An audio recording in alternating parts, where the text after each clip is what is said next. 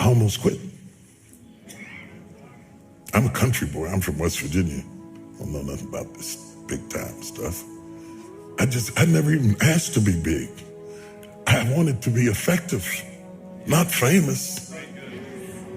Famous is the consequences of being effective. I didn't know nothing about being famous and I didn't like it.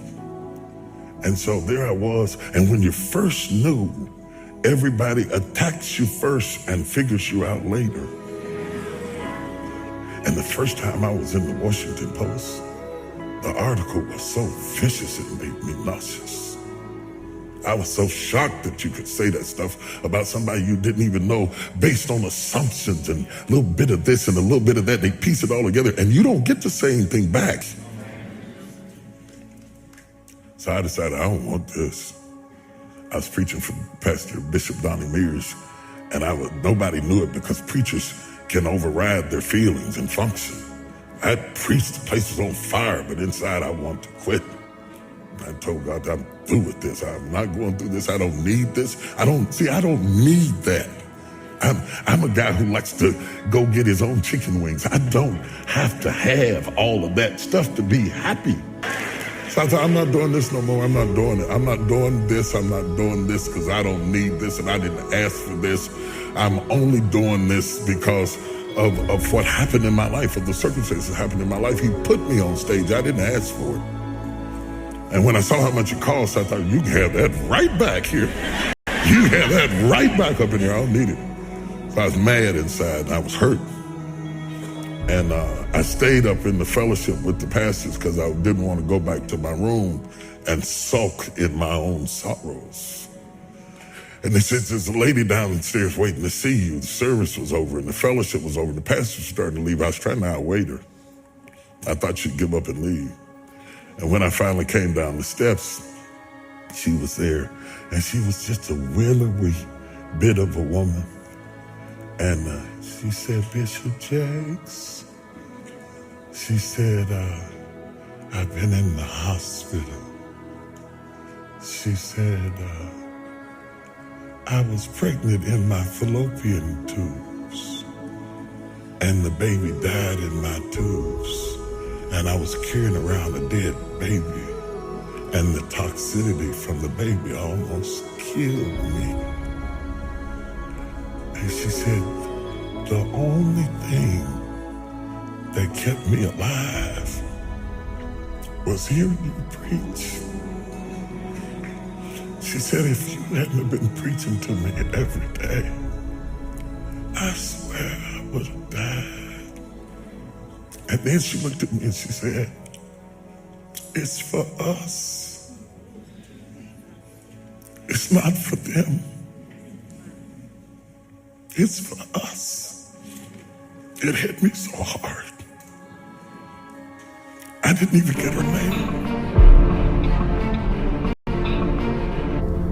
And maybe some of the stuff that's worked for me might work for you now, currently, presently, as you guys have your goals and ambitions, but then further on down the line, as you guys continue to live your life.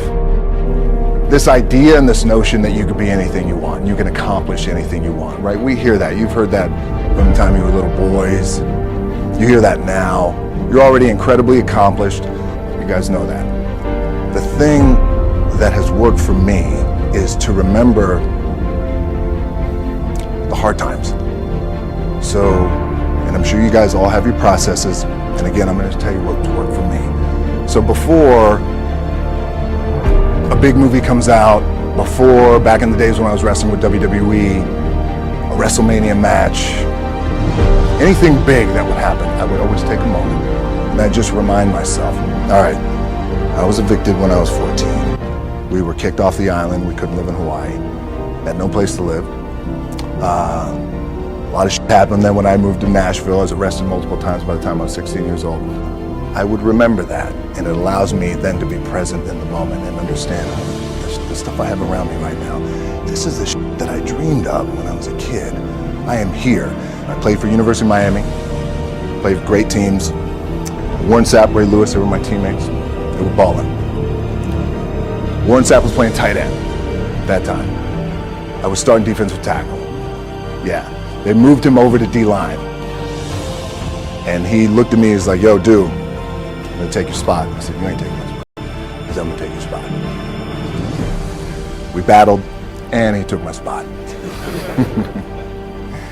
Now you can imagine how that with me, because there goes my opportunity. He went in, switched to defensive tackle, lit the world on fire. Well, what that did, it crushed me, and it crushed my dreams. I had a piss poor senior year, zero production, no NFL, no combine invite, nothing. Finally went to the CFL.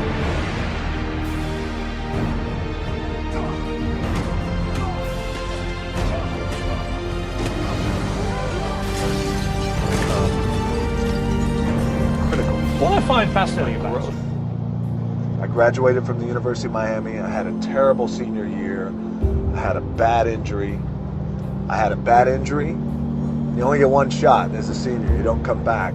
And Warren Sapp came in and lit the world on fire with how he played. We pushed each other. We were partners. He outplayed me, beat me out of my position. And I had a really terrible year that year. Graduated, didn't get invited to the combine, the NFL combine, and I didn't get drafted in the NFL. And I had one option, and that option was the CFL. So now you work so hard for 10 years, and draft day comes, you only get one shot. Warren Sapp gets taken in the first round. All my other teammates who were NFL worthy were gone. They're in the NFL signing their big contracts. And I signed a contract in the CFL to make $350 a week Canadian. That lasted for 3 months, and I got cut. And I got sent back home, and I had to move back in with my parents at 24 years old after I left at 18, ready to tackle the world. And in my way I did. But I had fallen so flat on my face for the first time in my life. I was depressed, asking myself why me? How could this happen? I worked so hard. Hard work pays, always thought. It's not paying for me. I got nothing. I literally had $7 in my pocket, so my $7 story. That failure. Rising from that to say, it's not over for me. I'm immediately going to launch myself into training for professional wrestling. I couldn't have launched myself with that type of training that I did every day for hours in a boxing ring that was stiff like concrete. Every day for hours. I couldn't have launched myself with that type of mentality had I not fallen on my face after 10 years of football. Failed. A failed football player who wound up